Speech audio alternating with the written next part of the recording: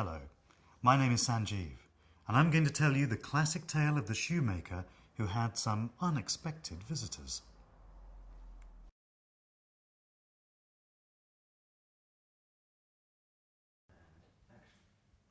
There was once a shoemaker who worked very hard and was very honest, but still he could not earn enough to live upon.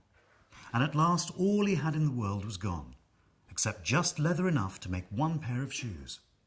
Then he cut them all ready to make up the next day, meaning to get up early in the morning to work. His conscience was clear and his heart light amidst all his troubles. So he went peaceably to bed, left all his cares to heaven, and fell asleep. In the morning, after he'd said his prayers, he set himself down to his work, when, to his great wonder, there stood the shoes, already made upon the table. The good man knew not what to say or think of this strange event. He looked at the workmanship. There was not one false stitch in the whole job, and all was so neat and true that it was a complete masterpiece. That same day, a customer came in, and the shoes pleased him so well that he willingly paid a price higher than usual for them. And the poor shoemaker with the money bought leather enough to make 2 pairs more. In the evening, he cut out the work and went to bed early that he might get up and begin in good time the next day. But he was saved all the trouble, for when he got up in the morning, the work was finished ready to his hand. Presently in came buyers, who paid him handsomely for his goods, so that he bought leather enough for 4 pairs more. He cut out the work again overnight, and found it finished in the morning as before. And so it went on for some time. What was ready in the evening was always done by daybreak, and the good man soon became thriving and prosperous again.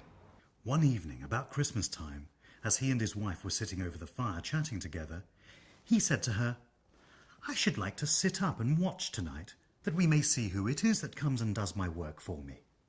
The wife liked the thought, so they left a light burning and hid themselves in the corner of the room behind a curtain that was hung up there, and watched what should happen.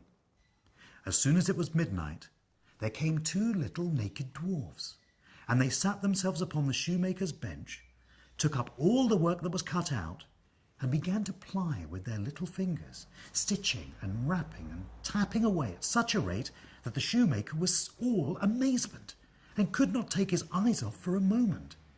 And on they went till the job was quite finished, and the shoes stood ready for use upon the table. This was long before daybreak, and then they bustled away as quick as lightning.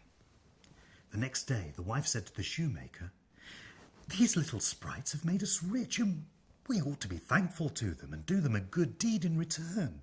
I am quite vexed to see them run about as they do. They have nothing upon their backs to keep off the cold. I'll tell you what, I'll make each of them a shirt and a coat and a waistcoat and a pair of pantaloons into the bargain. You make them a little pair of shoes." The thought pleased the good shoemaker very much, and one evening when all the things were ready, they laid them on the table instead of the work that they used to cut out, and then went and hid themselves to watch what the little elves would do. About midnight they came in, and were going to sit down to their work as usual, but when they saw the clothes lying for them, they laughed and were greatly delighted.